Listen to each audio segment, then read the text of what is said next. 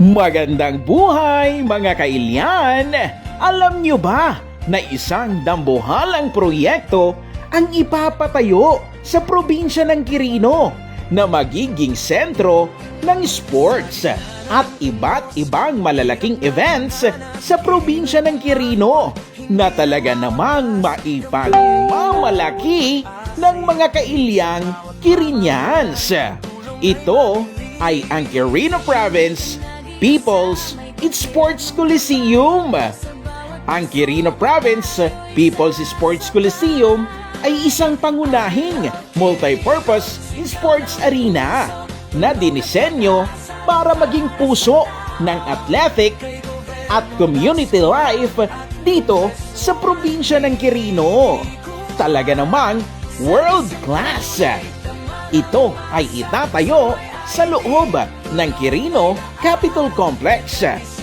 Ang Quirino Province People's Sports Coliseum ay may kabuuang lawak na aabot sa 8,540 square meters at may 5,000 seating capacity. Good morning sa ating lahat mga kababayan ng Quirino. Ang kasalukuyang ginagawa ngayon sa ating project na Quirino Province People's Sports Coliseum ay kasalukuyan yung site leveling ngayon. At ang status nito ay nasa 15% na yung excavation works. Ang Quirino Province Sports Coliseum ay may area na 8,540 square meters. Pwede itong magkaroon ng seating capacity na 5,000 to 5,200. Seating capacity lang yun. Iba pa yung kung kailangan natin gamitin yung court, additional pa yan. Ang Quirino Province People's Sports Coliseum ay engineered for versatility.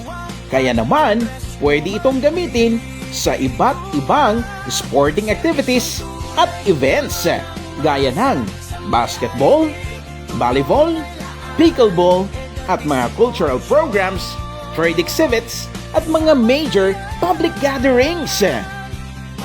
At alam nyo ba na meron ding itatayo na parking building sa tabi nito? Kaya naman meron itong malawak na parking area. Ngayon, kasalukuyan ng pinapatag ang pagtatayuan ng Sports Coliseum at inaasahang matatapos ang Quirino Province People's Sports Coliseum sa taong 2028. Actually, yung target kasi natin sa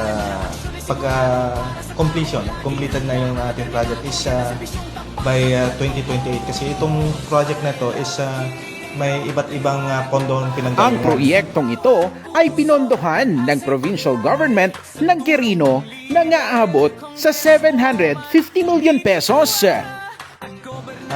Yung first fund nito, yung 18 million is inalat ng ating provincial government out from yung savings ng mga previous years para makuha yung site leveling niya. Yung pangalawa, may 2025 na pondo dito na i-implement ng DPWH 150 million. Then for 2026, may dalawang pondo ang DPWH 150 million at saka 100 million. Then may pondo from the provincial government of Quirino na 200 million. Then from sa 2027, mayroon pang pondo ang DPWH na 150 million or total of 750 million all in all. Yung theme pala nitong itong Sports Coliseum natin is yung Susong Dalaga pa rin and yung Basket of Happiness gaya ng project ng ating tourism ng Quirino.